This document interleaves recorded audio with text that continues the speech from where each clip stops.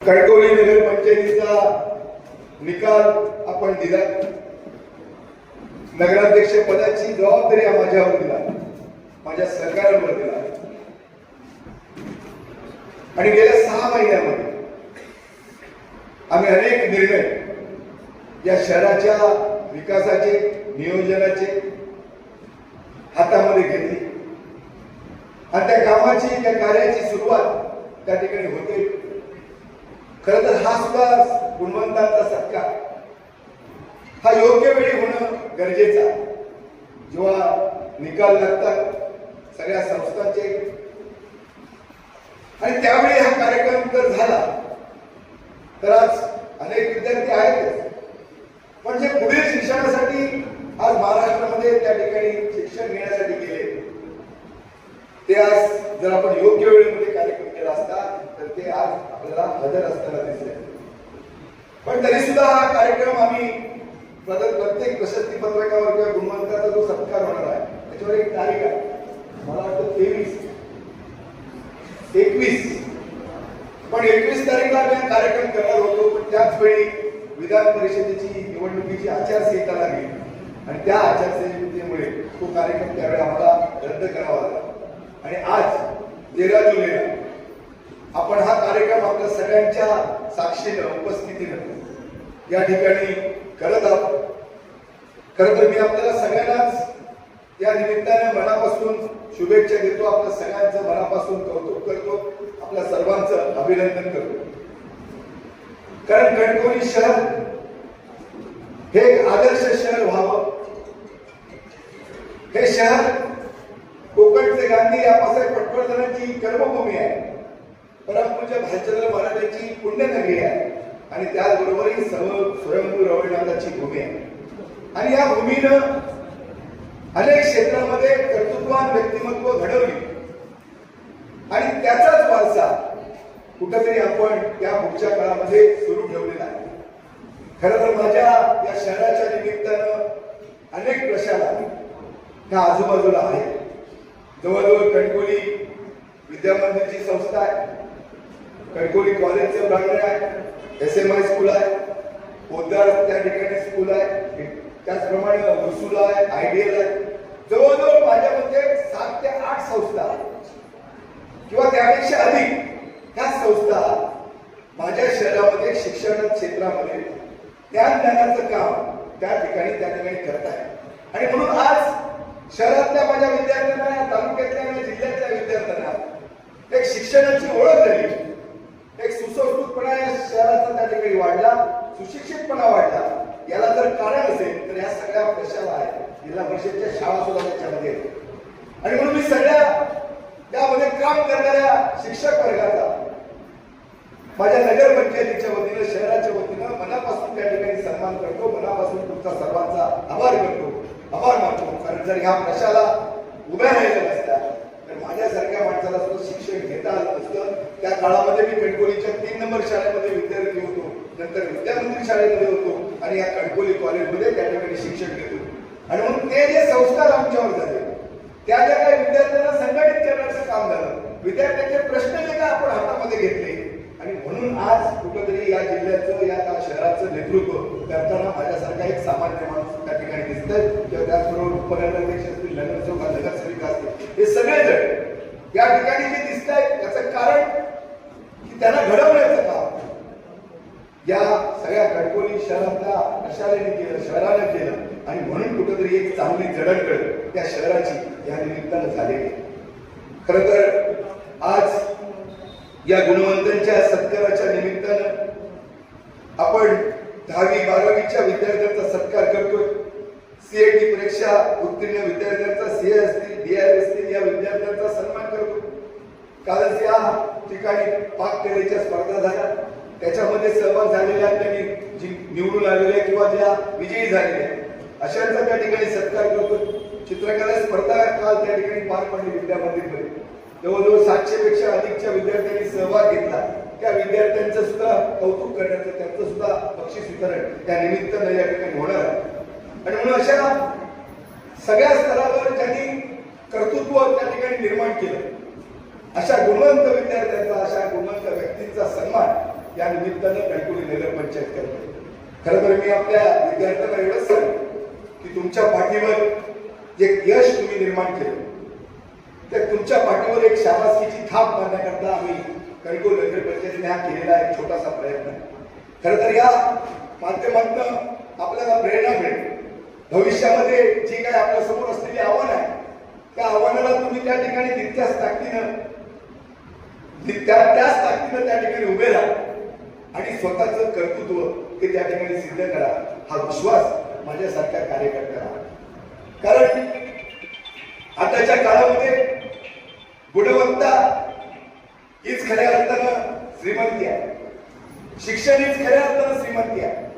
कारण मी पाहिलं माझ्या काळामध्ये जे माझे मित्र होते त्या मित्रांनी किंवा त्यांच्या मुलांनी जी आज प्रगती केलेली आहे ही प्रगती त्यांनी शिक्षणाच्या माध्यमातून केली.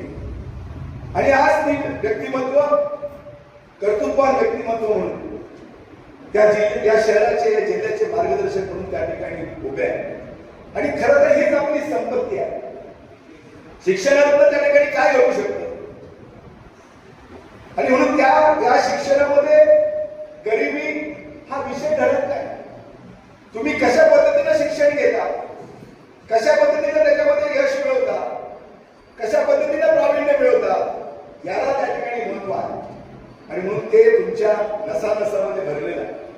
आणि म्हणून तुम्हाला ही संधी आहे, हे एक व्यासपीठ आहे.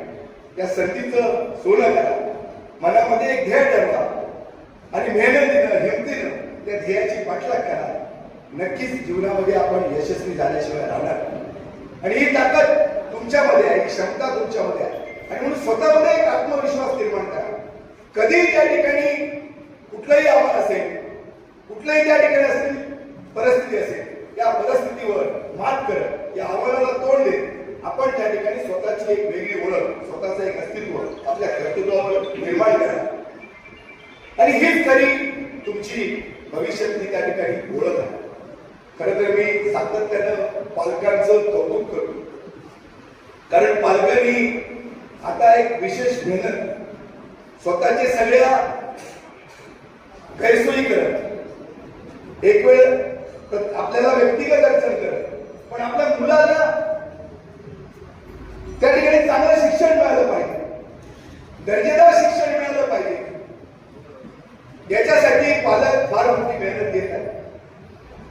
मी सांगतो की माझ्या काळामध्ये मी जेव्हा शिकत होतो आणि माझं शिक्षण पूर्ण झालं त्यावेळी आम्ही पारंपरिक व्यवसायाकडे होतो. म्हणजे आमचे वडील एक भुशारी दुकान चालवायचे आणि ते संपलं, आम्ही कॉलेज पूर्ण केलं आणि तिथं परत तो व्यवसाय सुरू करायचा. म्हणजे पारंपरिक व्यवसायाला बाजूला सारतो. आता आपण नवीन जे बदल आहे, परिवर्तन आहे ती स्वीकारून त्या क्षेत्रामध्ये आता आपण आघाडी घेतलेली आहे. म्हणून मी पालकांचं कौतुक होतं. आता मी बघितलं की अनेक मुलं डॉक्टर आहेत, इंजिनियर आहेत, वकील आहेत. प्रत्येक क्षेत्रामध्ये एक नवी पिढी आज माझ्या शहरातनं घडते, काम करते आणि स्वतःची एक वेगळी ओळख निर्माण करते. आणि म्हणून हे कशामुळे झालं तर हे शिक्षणामुळे झालं. तुम्ही जी मेहनत घेतली, पालकांनी जी मेहनत घेतली, विद्यार्थ्यांनी त्या ठिकाणी एक जबाबदारी समजून काम स्वीकारलं आणि जे यश बघा श्री हरिविसे म्हणाले सिंधुदुर्गाचा एक पॅटर्न, कोकणचा एक पॅटर्न गेली 10-12 वर्ष या महाराष्ट्रामध्ये गाजतोय. ज्या ज्यावेळी 10वीचे 12वीचे निकाल येतात त्यावेळी माझं कोकण, माझा सिंधुदुर्ग तरुण असतील, तरुणी असतील या प्रथम क्रमांकावर असतात. आणि हा एक सन्मान पुऱ्या महाराष्ट्रातल्या कोकणला, विशेषतः सिंधुदुर्गाला त्या निमित्तानं मिळतो. आणि हा मिळतो कुणामुळे? हा तुमच्या विद्यार्थ्यांमुळे, गुणवंत विद्यार्थ्यांमुळे मिळतो, त्या शिक्षकांमुळे मिळतो आणि पालकांमुळे मिळतो. आणि ज्यावेळी तिन्ही जण एकत्रपणे काम करतात, कारण शेवटी आपलं कुटुंब, त्याच्या ज्या गरजा आहेत, त्याच्या ज्या अपेक्षा आहेत, त्याचा जो आर्थिक खर्च आहे, स्वतःचा जो व्यक्तिमत्व विकास आहे, हे जेव्हा आपण सगळं आपल्या पायावर स्वतःच्या कर्तृत्वावर जेव्हा उभं करणार आहात, तेव्हा त्याच्यातलं जे समाधान आहे, त्याच्यातलं जे आनंद आहे, हा एक वेगळा आनंद आहे. तुम्ही स्वकर्तृत्वावर स्वतःच्या कुटुंबाला त्या ठिकाणी न्याय देऊ शकता. ही ताकद तुम्हाला शिक्षणामध्ये मिळते, शिक्षणामुळे मिळते आणि तुमच्या मेहनतीमुळे. आणि म्हणून नुसतं शिक्षणाच्या बरोबर आपण डॉक्टर इंजिनियर व्हाच, पण अनेक क्षेत्र आहे, कला क्षेत्र आहे, राजकीय क्षेत्र आहे. कारण आता पुढच्या काळामध्ये, आता पूर्वीचा काळ हा पारंपरिक होता, आहे त्या पद्धतीचं शिक्षण घेऊन पुढच्या आपल्या व्यवसायाला लागणार होता. आता येणारा जो काळ आहे हा बुद्धिवंतांचा काळ, हुशार लोकांचा काळ. आणि म्हणून याच्यातनं वेगवेगळ्या क्षेत्रातलं कर्तृत्ववान व्यक्तिमत्व तयार झाल्याच्या नंतर त्याच्या हातामध्ये जेव्हा जिल्हा जाणार आहे, त्यांच्या हातामध्ये जिल्ह्याचं नेतृत्व जाणार आहे, त्यावेळी खऱ्या अर्थाने जिल्ह्याचा सर्वांगीण विकास होणार, सगळ्या क्षेत्रामध्ये बदल होणार आहे. सिंधुदुर्ग जिल्ह्यामध्ये पोटेन्शियल आहे, नैसर्गिक साधन संपत्ती आहे, सिंधुदुर्ग जिल्हा पर्यटन जिल्हा आहे आणि प्रत्येकामध्ये एक स्वाभिमान आहे. प्रत्येकाला हा जिल्हा आपला वाटतो, हे शहर आपलं वाटतं, स्वाभिमानी माणसाचं हा जिल्हा, असा हा जिल्हा. आणि म्हणून या जिल्ह्यामध्ये आपली एक स्वतःची एक ठामपणानं एक ओळख निर्माण करणं, हेच काम आपल्याला त्या ठिकाणी करायचं. एक अडचण किंवा एक प्रश्न माझ्या मनामध्ये सातत्यानं राहतो की आपण 10वी मध्ये मोठं यश मिळवता, आपण 12वी मध्ये यश मिळवता, पण त्यानंतर त्या मुलांचं काय होतं हा प्रश्न माझ्या समोर आहे. कारण ते मुलं त्या ठिकाणी भविष्यामधल्या चर्चेमध्ये नसतात. खरं तर ह्याच्यामध्ये आपण सातत्य ठेवलं पाहिजे. आरंभशूरपणा त्या ठिकाणी कामाचा नाही. आपण त्या ह्याच्यामध्ये त्या यशामध्ये सातत्य ठेवू. जर यश मिळवलं तर त्या ठिकाणी काहीतरी त्या यशाचं म्हणजे 10वी 12वी मध्ये मिळवलेलं काम यश, हे यश पुढे तसंच पद्धतीनं सातत्य त्याच्यामध्ये राहिलं पाहिजे. आणि म्हणून ही जबाबदारी तुमची आहे. समाजाला सुद्धा आपल्याकडनं फार मोठ्या अपेक्षा आहे, पालकांना सुद्धा फार मोठ्या अपेक्षा आहेत. जे शिक्षक आपल्यावर मेहनत घेत आहेत त्या शिक्षकांना सुद्धा आपल्याबद्दल फार मोठ्या अपेक्षा आहेत. आणि म्हणून ही जबाबदारीची जाणीव आपल्यामध्ये ठेवून आपल्याला जबाबदारीचं भान ठेवावं लागेल. एक सामाजिक बांधिलकी स्वीकारून स्वतःच्या कौटुंबिक आर्थिक प्रगती बरोबर, स्वतःच्या आर्थिक सक्षमतेबरोबर या जिल्ह्याच्या सर्वांगीण विकासाचे सुद्धा शिलेदार हे माझे गुणवंत विद्यार्थी झाले पाहिजे. ही अपेक्षा आमच्या समाजाची आहे, ही अपेक्षा जनतेची आहे, ही अपेक्षा शिक्षक वर्गाची आहे, ही अपेक्षा आपल्या पालकांची. आणि म्हणून कुठेतरी आम्ही कमी पडत असतो तुम्हाला संधी देण्यामध्ये, तुमच्या सगळ्या या जडणघडणीमध्ये, तर ते आम्हाला सांगा, आम्हाला दाखवून द्या. आम्ही काही ना काही कसं प्राध्यापक कुलकर्णी आहेत, आपले विशेष सर आहेत, आमचे प्राचार्य आहेत, मुख्याध्यापक आहेत, प्रोफेसर आहेत, सातत्यानं भेटतात. मला सांगतात की या शहरामध्ये आपण एक अभ्यासिका उभी करा. आपल्याला मुलांना कुठेतरी संघटित ज्ञान त्या ठिकाणी झालं पाहिजे. आपल्या मुलांना कुठेतरी स्पर्धा परीक्षेमध्ये त्या ठिकाणी यश मिळालं पाहिजे. आणि मग जर अशा प्रकारचं एक शैक्षणिक वातावरण आपण जर निर्माण करू शकता तर काही चांगली मुलं त्याच्यामध्ये अजून त्या ठिकाणी गुणवत्ता भरू शकते, चांगलं त्या ठिकाणी